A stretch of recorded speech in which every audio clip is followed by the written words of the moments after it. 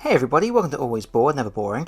If you follow my channel, and I see no reason why you wouldn't, you'll know that I've recently been doing quite a bit of coverage on the new Soul Wars Age of Sigmar box set from Games Workshop. One of the things that I've said about that is that it is an absolutely fantastic product. It really is. It's beautifully produced and it's got everything you need to play, but it's not the most welcoming product for a brand new hobbyist. But fear not, because Games Workshop have just released 3 new Warhammer Age of Sigmar products, all designed to help you get into the hobby if you aren't already knee deep in all the hobby goodness. And I have 2 of those products. Why do I only have 2 of the products? Because I'm not made of money. The reason I only have 2 of the products is because what they've basically done is they've produced a magazine which kind of gives you some background and has a miniature sort of to get you started. We're going to discuss that another time. I paid £5 for that. And it's got a miniature. It's pretty good going. We'll talk about that another time. I also purchased Stormstrike, which is the smallest Age of Sigmar starter set which is now available. The other product, which is kind of for newer players, is kind of a halfway house. It's called Tempest of Souls, I believe, and it's £50, and you get 32 miniatures, and you get a lot of the content that's in the Soul Wars big box experience, but it's at a lower price point, and it's a little bit more, a little bit friendlier for brand new gamers or people who aren't sure whether they want to go the whole hog and buy the full game experience. However, this product is particularly exciting because it is but £25, and it's called Stormstrike. In previous videos, I keep calling it Soul Strike because there's something about Games Workshop names for their products. I had the same problem with their Warhammer 40k starter set was called First Strike, and then the middle product was called No Fear, and every time I say it I have to stop and think to myself, what was it called? There's just something about the names that just don't lodge in my brain quite right. So Stormstrike, not Soul Strike, is the entry-level product that gives you a range of miniatures and a whole bunch of other stuff to get you started. This is the product you need if you've never played Age of Sigmar before and maybe never played any other hobby game before. This is an inexpensive way to get started, especially because £25 is the full retail price. You can probably get it for £20 online, which is an absolute bargain considering what you get in the box. What do you get in the box? Loads of stuff. Look at that. Note, painted miniatures. You don't get painted miniatures, obviously. But this box contains... Oh, I'll tell you what, that's a spoiler. That's a spoiler. Let's open it up and have a look. The thing with this box set is it's very much aimed squarely at beginners, at new players. It's exactly the same thing that they did with... that Games Workshop did with the Warhammer 40,000 First Strike box set, which I did coverage on my YouTube channel last year, and so they've gone for a similar sort of thing here. Look at that, gold miniatures. So you get a whole bunch of miniatures, which is a good start. White dice. That's a shame. The full Souls Wars box had like the sort of ethereal blue dice. Would have been nice to get some more of those, but well, dice are dice, aren't they? Right. So the first thing you will notice is that obviously there is a heck of a lot less in the box in terms of miniatures and assembly. That immediately makes the product a little bit more. A little less intimidating, let's say, because you don't have to sort of buy the set things yourself. I've got a week's worth of assembly to get 52 miniatures table ready. There is actually what you get. We will talk about the colour in a moment, but you get 2 frames of Stormcast Eternals. That is a unit of 3 of the hammer wielding Stormcast, and the unit of 3 of the Castigators, which have the crossbows, and you also get a little Griffhound doggy. That's slightly unusual because, as far as I'm aware, that Gryph-hound isn't actually part of this unit. It would be its own unit. Gryph-hounds are their own entity. They're not like a companion that forms part of another unit. That's my understanding anyway. So I'm not really sure why they decided to put him on the sprue. I'm not complaining because, you know, Gryph-hounds are cool, and I already have a Gryph-hound from Shadows over Hammerhall, and I have a little puppy Gryph-hound from Silver Tower. So between these three products, I have a little unit of 3 Gryph-hounds ready to hit the table, which is pretty cool in and of itself. But I wonder whether the Gryph-hound was maybe added in. Maybe these sprues were designed specifically with this starter set in mind, and it was something to help balance out the forces. I don't know. But anyway, so yeah, Stormcast. We'll have a closer look at those in a second, and then you get 3 frames of Nighthorns, and what you get some Banshees, some Mistmorn Banshees. I think they're called Mistmorn Banshees. I'm going to look on the back of the box. Oh, Miremorn Banshees, Miremorn. And then you get 2 frames of the pointy stabby guys with the big spears. They are called Glaive Wraith Stalkers, and you will notice they're in a funky blue colour, which is very, very cool. Okay, I'll tell you what. Let's put this box to one side for a moment, so it's a little bit easier to see what's on the sprues. So, like I say, you're getting a unit of the Miremorn Banshees, and that's a unit of 4 in the sort of ethereal greeny blue sort of colour. And you will notice that they have sculpted bases. This is something that was not the case in the full Souls Wars box set. That's because there's 52 miniatures, and obviously, as you can see, each sculpted base needs a space on the sprue. If you've got 52 bases, 52 sculpted bases, that's another couple of sprues worth of plastic to go in the box, which is going to push the price up and it's going to be ridiculous. So it's understandable that they didn't have those sculpted bases in the full box, but it's nice to have them here. It's really cool because it just means you just paint them up and you don't have to worry about any kind of basing at all, which is something again that makes these a little bit friendlier for new hobbyists who may not know how to go about basing miniatures. And of course, being in coloured plastic means that you can assemble them and put them straight on the tabletop, and because you've got these guys in the green, greeny blue, and these guys in the gold, it's immediately obvious who's who, and they already look kind of cool. They look like they've been base coated, ready to go. So that's, again, taking down that barrier of having to worry about painting things before you get them to the table, because traditional Games Workshop grey plastic is quite ugly on the tabletop. Not the miniatures themselves, obviously the miniatures are beautiful, but the actual grey plastic, it's almost like they picked one of the nastiest colours possible, so it encourages you to paint them up because they just look a bit gross when they're not painted. But anyway, so yeah, you get a unit 4 of the Miremorn, and you get a unit of 4 of the Glaive Wraith Stalkers, again with the sculpted bases. And that's it for the Nighthorn 4, so you get 8 miniatures. The cool thing is that none of these miniatures are in the other Souls Wars boxes. These miniatures are available as separate kits, and each unit that comes in this box is available separately for £10 a box. So that there is £10 worth of models. The Miremorn is another £10, and then the two sprues of Stormcast is another £10 each. So this is £40 worth of miniatures in the starter set, which obviously you can buy separately, but here you're getting them in a box for £25, or maybe even £20 online, or a price around that amount. So that's a really cool thing itself. That's just breaking down those barriers to entry in terms of the costs, and it actually makes the this entry point, it also makes it of value to existing gamers.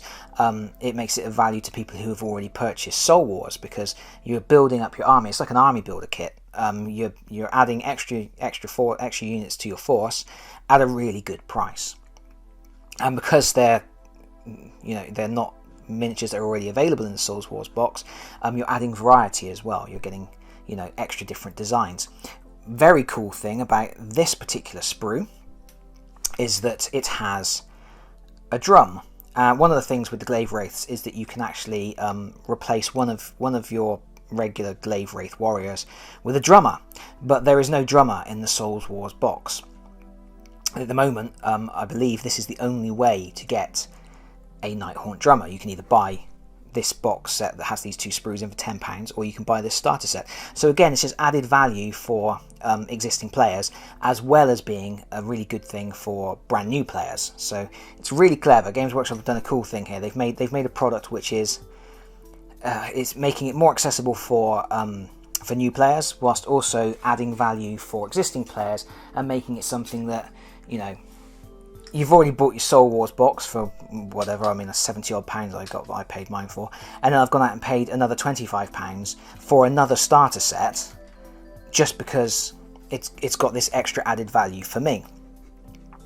And of course, these are the two sprues of Stormcast, again with the really cool molded bases and in funky gold. Now, I've heard some people say online, by which I mean I have read what some people wrote online, because you can't hear what people say online unless you're watching a video like this. But yeah, I have read some stuff online that says the plastic, the gold plastic, is slightly different to the regular Games Workshop plastic. It might not take paint so well, and it makes it slightly difficult to do conversions and things like that if you're trying to mix gold plastic with regular grey plastic.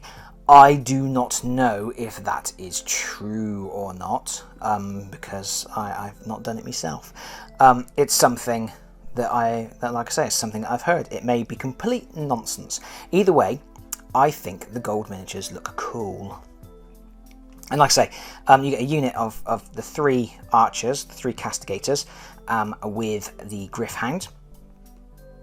The castigators are cool. They've got these sort of grenade launching crossbows, and yeah, and they're cool. And then you get a unit of 3 of the hammer dudes. And as with Soul Wars, what they've done is they've given you the correct build layout. So when you put together a unit like this, the standard loadout is that you have dudes with hammers, and for every 3 models in your unit, one of them can have a big double-handed hammer.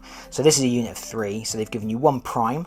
Where is the prime? The prime is cool because the prime is not wearing a helmet, and it's a female prime.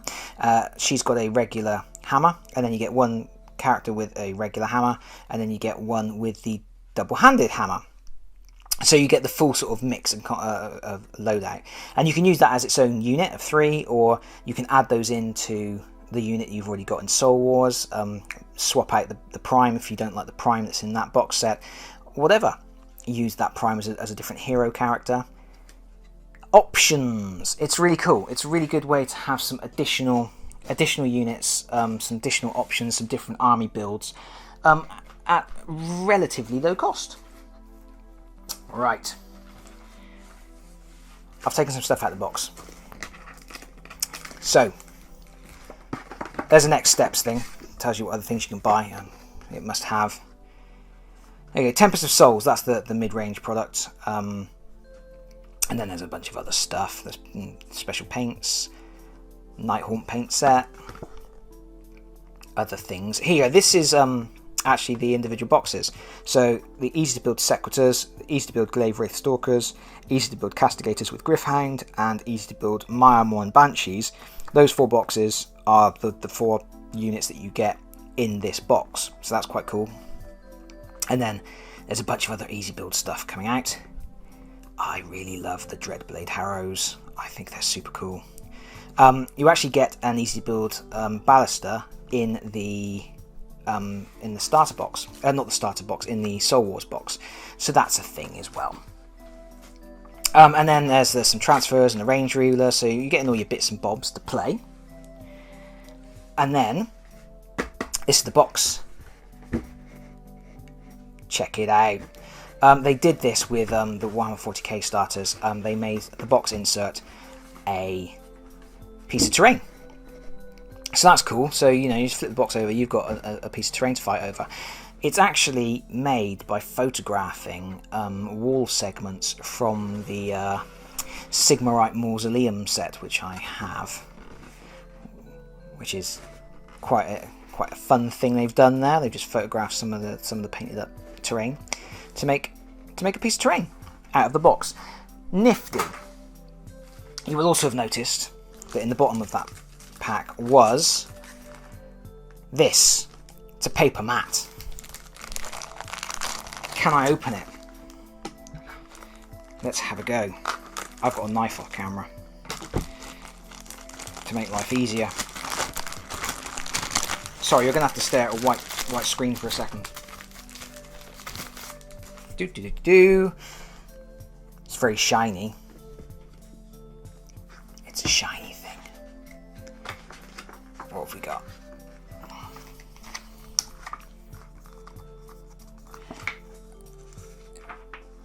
Right. This, oh golly, it's quite big and long. Ooh, or misses. And it won't open properly. Right, there we go.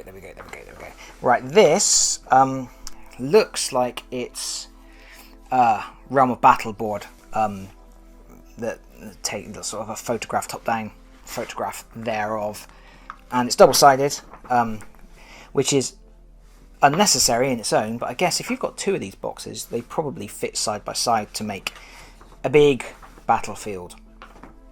This is a cool thing. I mean, I'm not into paper mats. Paper mats are ghastly normally, but you know, when you're new to the hobby, it's nice to have something that you can throw down on your table just to make things look a little more legit. And it's nice, you know. It's photographs of really nicely painted terrain, so that's a good thing. You know, as much as I'm not a fan of paper mats. And then look at all these bookies. There's a lot of stuff here. I'm back with my knife. Right. Come on. I don't want to accidentally cut anything I'm not supposed to cut. Least of all, my hand.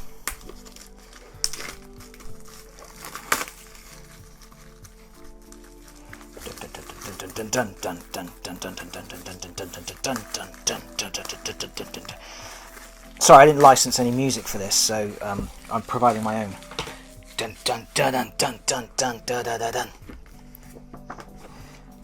Right, what do we got? I'm going to put all this to one side for a minute.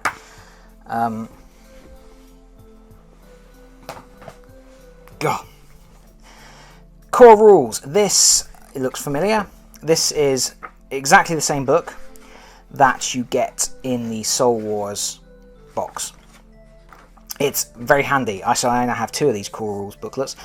Core rules for Age of Sigmar are free. They're free to download online. You don't need to buy a starter set to get them.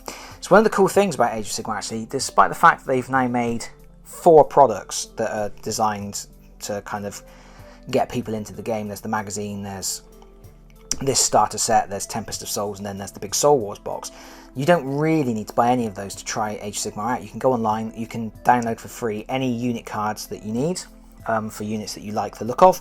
You can download the rules, and then you can just proxy in your army men or your toy dinosaurs or your millions of zombies from Zombicide or whatever it is you play, and give the game a go, which is quite cool in its own right. But if you're really gonna, the thing is with Games Workshop products, with Age of Sigmar, 40k, things like that, is the mechanisms of the game itself are just one facet of the hobby. This hobby, it's about building, it's about painting, it's about army building, it's about creating forces and having a certain look on the table, it's about building terrain, it's about meeting, it's a hobby, it's more than just a series of mechanisms. So you can download the rules and give it a go with whatever proxies you may have, but you know, you're really not getting the full Warhammer experience without getting at least one of these little starter sets, because even these little starter sets are going to have all the lore and things like that, and lore is such a massive part of Age of Sigmar and Games Workshop in general. They have such in-depth lore that gives you so much to work on when you're building your armies, so much to sort of go, you know, oh, I like that idea, I can develop that idea, and I can introduce that idea into my army structure. It's a hobby, it's not just a game. Here's some instructions. This is going to be just lifted from the individual box sets and combined. Games Workshop instructions. If you haven't ever seen them before, they are super duper cool. They have a bit at the front. Read the bit at the front. Even these easy to build models, it is possible to do things out of sequence and make a mistake, so try not to. I'm going to put one of these together in a minute. I'll probably do it off camera and show you them. In fact, I'll tell you what, I'm going to do another video showing all of the miniatures assembled to show you exactly what you get all built up. That'll be in a completely different video. So if you want to see those, do consider subscribing to my channel, because that will be happening very, very soon. I'll do a quick video just showing all of the different miniatures assembled, and I'll talk about how easy they went together and things like that. I did that with Soul Wars, and I think these are going to be easier to put together than the Soul Wars models are. And with the sculpted bases and everything else, it kind of makes they're going to look a little bit more table ready, a little bit more finished, and that's going to be cool in its own right. But anyway, you can see the instructions are numbered. You follow through you know, in sequence. The numbers guide you through the process, and it's all pretty straightforward. And you can assemble these without glue, apparently. They said the same thing with Soul Wars. I ended up gluing everything, and I will also glue everything here. There we go. So instructions, and then there are unit cards. So what? Oh, now this I didn't know this. Right, I've been caught out. Right, so okie dokie. We'll get to that in a minute. Right, so you've got a card for the Marmor Banshees. The Marmor Banshees will look like that when they're assembled. They are amazing. The new Nighthawk miniatures from Games Workshop are absolutely brilliant. So for each unit in the game, you get one of these cards. The good thing about these is that the card works for if you buy more models as well, because it says here a unit of Marmor Banshees has any number of models. So even though you get 4 models in the box, if you buy another bunch of Marmor Banshees, then you can, you know, you're not fixed to that 4 models in that unit. So, Marmons, put that off camera. The Glaive Wraiths. I'm not going to go through their abilities and things like that. The Castigators, those are the guys with the crossbows. Very cool that the Prime, the leader of the Castigators, is an elderly gentleman with no helmet. Female Stormcasts and Stormcasts with no helmets are few and far between. They're increasing. I mean, the Soul Wars box actually has quite a lot of female Stormcasts, but that's prior to that there'd only been 2, I believe. There was one that was the leader of the Blight Wars box set, and then there was one that was one of the fighters in Shadespire. But prior to Soul Wars, those were the only female Stormcasts that I'm aware of. I may be wrong, but that, to the best of my knowledge. So yeah, so female Stormcasts are still relatively rare, and Stormcasts without helmets are also, although there's a few in Soul Wars, and it's quite cool to get a few more that have their helmets off, because the Stormcasts have a very sort of godlike, mythic appearance, and it's quite nice to humanise them a little bit by occasionally having one with his helmet off. And in fact, like I pointed out earlier, the leader of the Secretors is a female Stormcast with no helmet. So that's a nice little combo there. And then there is a Gryph-hounds card, and like I say, so the Gryph-hounds form their own unit. A unit of Gryph-hounds has any number of models. They each attack with their beak and claws. So yeah, so it's not actually part of that Castigator's unit. It just comes on that sprue, which is quite interesting. I'm not entirely sure why they did that. I'm sure there must be a reason. Right, but then these cards are for the other easy to build boxes, which they don't. These are cards for miniatures. These are cards for miniatures. I'm sorry, I'll put my teeth back in. These are cards for miniatures you do not get in this starter set, but they are the other miniatures that are in the easy to build range, because obviously Games Workshop, not all of their models are push fit, not all of their models are in this easy to build range, but they've released sort of 8 boxes now of easy to build miniatures, specifically for people just getting started out who want to expand their range of models. And they've given all of the unit cards for them. So there's the Celestar Ballista, there is the Dreadblade Harrow, which I absolutely love. I'm definitely going to pick up a box of these guys, because I just think that the undead horses, you get an undead horsey in Soul Wars, and it's the showcase piece. It is without doubt the best model in the set, in my mind anyway. So more undead horsies, hooray! And then there's Reikenor the Grimhailer. That's an undead spooky Pegasus, which is very cool, with candles everywhere. Those are going to go out as soon as you start flying. Because he's like a big leader, he's got a doubler card. And then you've got the Astria Soulbright, who is on like the weird lion dragony thing, and that's a really cool miniature too. And again, because he's sort of a leader, he's a leading hero character, you get a double page spread for him. So that's cool. I did not know those cards were coming in it. You can actually buy packs of the War Scrolls. They're all free to download online, so you don't have to pay for them, or you can buy card sets which have like you get a box which has all of the cards associated with your particular army. And that's really cool of them to have included those extra cards. I didn't know that was the case. So I have learned something. Finally, final thing in the box is this very super shiny Stormstrike book. Now, this is something, this is kind of like your getting started book. This is the thing to check out first.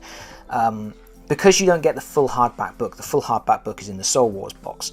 This is your entry point as someone who has just bought the £25 starter box. This is the thing that gives you brief history of the Age of Sigmar, and it kind of introduces the hobby. I'm assuming it's going to be very much like the 40k one that came in First Strike. So yeah, it covers things like collecting Citadel miniatures and building and painting, and then playing the game. Talks about the Stormcasts, talks about the Legions of Death, into painting miniatures. Talks about the painting techniques. This is very cool for people who are brand new. Games Workshop, but they basically make liquid talent if you buy Games Workshop paints. I tend to use Army Painter paints because when I got back into the painting hobby, I was able to buy an Army Painter box for about £70, and it gave me a massive range of paints just to get started. But what I'm doing now is, as I use up colours, I replace them with something from the Games Workshop range generally, because it's really expensive, Games Workshop paints, but I think they're worth it. Other people will argue that to the grave, and I don't really want to get into that debate. For me personally, I don't use Games Workshop brushes, and I don't use a lot of Games Workshop tools, but I do use their paints. I used to back in the day, way back when. I used to always use their paints, and then they changed their paint range, and I kind of drifted away from the hobby for a little while. And when I came back, I went to Army Painter. But I do notice a difference between Army Painter paints and Games Workshop paints. And if I had unlimited money, if wishes were fishes, I would have a full complement of Games Workshop paints, Citadel paints, because they are the business. Anyway, so we've got all the stuff. It goes through each of the stages: base coating, shading, dry brushing, layering, glazing, basing, not necessarily stuff you might want to go into straight away. Very cool, because you get a Painting Stormcast Eternals guide, and the good thing about that is Stormcast Eternals, all of the units are quite similar in terms of what they're wearing. So this is a guide that's going to get you through this base set, but it's also going to get you through Tempest of Souls if you buy that. It's going to get you through Soul Wars if you buy that. Whatever Stormcast units you buy, you can use these same painting guides. And you know, you're getting, this is good table ready painting guides. These aren't like those painting guides where at the end of it they show you something that looks like Golden Demon standard and says, and this is what you get at the end. This is like, you know, we're going to show you 4 stages to get your models finished and ready and on the table and looking cool. And to be honest, what more do you need? You know, certain people will want to you know, paint to the really high standards. That takes time and takes effort. You have to really work at that, and you shouldn't look at those really well painted things and say, I'm never going to be that good, because you don't have to be that good. You can be happy. Just be happy with your own standard. Paint to your own standard, and if you look at the end of it, you can be proud of what you've done. Then you've done a good job.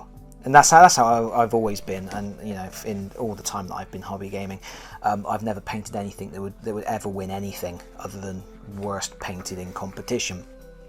But at the end of it, I look at a painted model. I get a sense of accomplishment. I get a sense of pride in what I've done, and you know, that's all you need.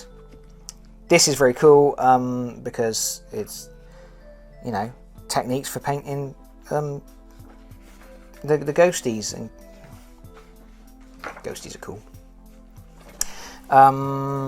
What else have we got? Start playing. Talks about stuff you need. Talks about the crypt. That's actually the box. It talks about the gaming mat. And then here we go. Battle Plan 1 Surrounded. So this is actually a tutorial game. This is missing from Soul Wars. Soul Wars doesn't have any kind of tutorial.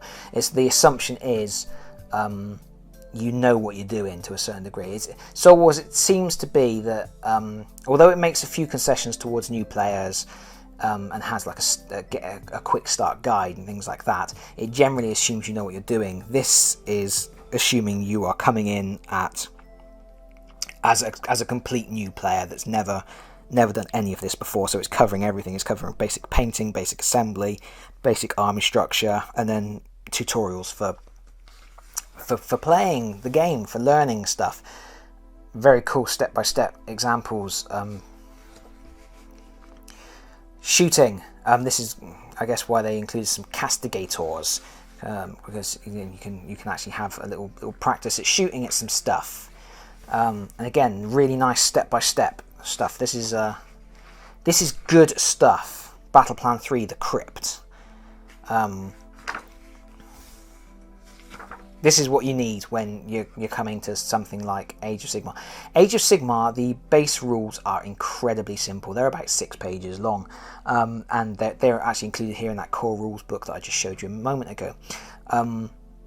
But there are lots of layers that kind of add up over time as well, and the more you get into the game, the more you can tweak the experience to make it your own. There's loads of extra rules that you can introduce for army structures and terrain that you're fighting over, and different battle plans that you can use, and techniques and strategies and tactics. It's a very cool system but at its core it's quite simple. But this is giving you a step-by-step introduction to those core rules.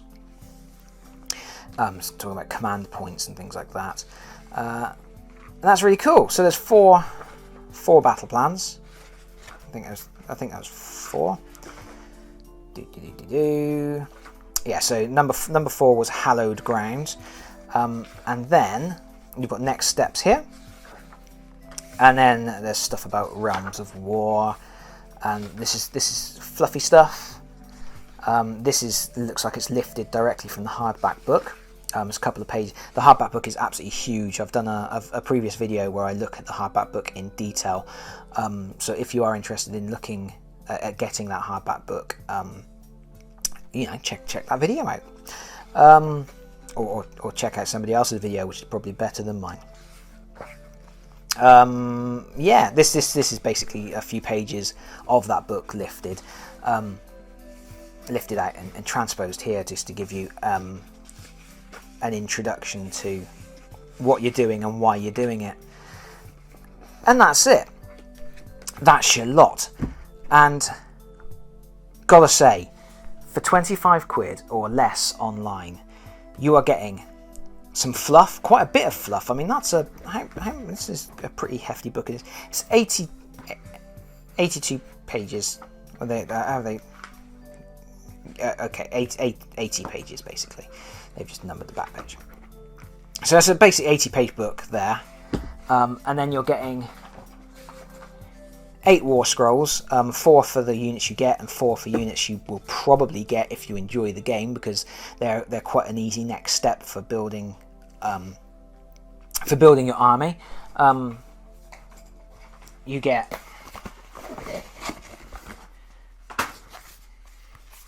obviously you get your building instructions, but you get the core rules, which is very handy. Because it's nice to have even if you buy the hardback rulebook, you're probably going to keep using that as the one that's on your tabletop. The paper mat, which, okay, you're probably not going to use that beyond those tutorials in the book, because that's what it's for. That's to get you through those tutorials. A piece of terrain.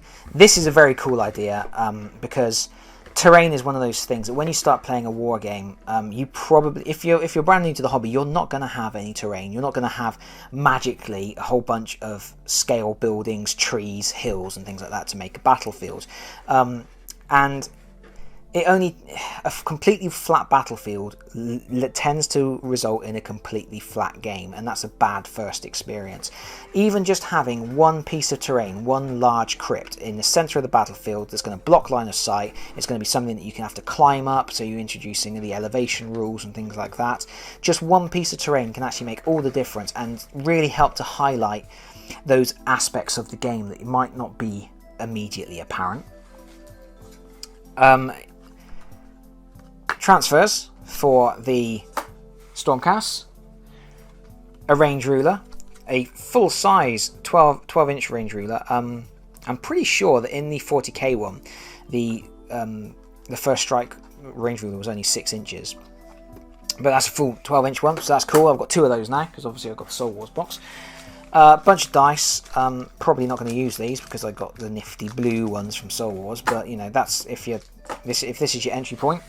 That's cool. And then 2 gold sprues of Stormcast. That's 6 Stormcasts and a Griffhound, so 3 units effectively. And then 3 sprues of the Nighthaunts, which is 2 units of 4 models apiece. All of that and a bag of potato chips for £25. I don't think you can go wrong at that. If you've got any interest in trying out Age of Sigmar, like I say, you can do it for free. You can download the rules online, you can proxy in some models and give it a go that way, but I think that if you want to give it a go for this, especially if you get it discounted online, this is a really great place to start. If you know someone who might be interested in getting into it and they've got a birthday coming up or whatever, this is a fantastic birthday present. You know, when I was a kid, if someone had bought this for me, I would have been so happy, and it would have been the business for me. And I think this is a box set that's going to make a lot of young hobbyists very happy, and could create some lifelong Games Workshop supporters. It's fantastic. I think this is a really solid introduction to Age of Sigmar. And that's about all I've got to say on the matter. I'm going to go and build these miniatures so that I can come back and do another video another day. Thanks for watching, everybody. Bye bye.